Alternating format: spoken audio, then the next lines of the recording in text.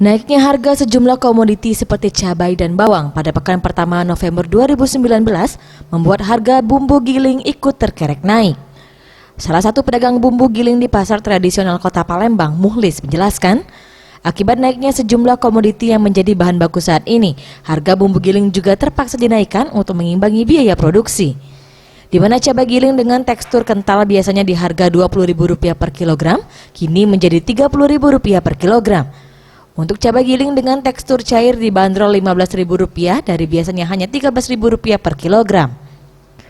Sementara untuk harga jahe giling melonjak signifikan, di mana saat ini dibanderol dengan harga Rp40.000 per kilogram, dari harga normal di kisaran Rp12.000 per kilogram.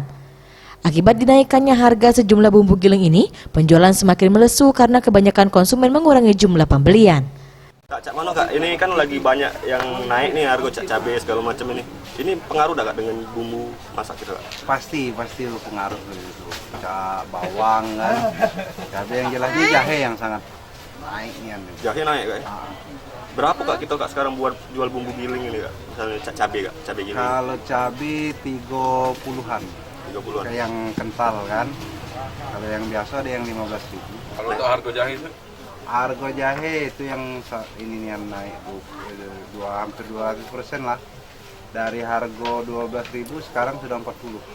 Tim Liputan Sriwijaya TV.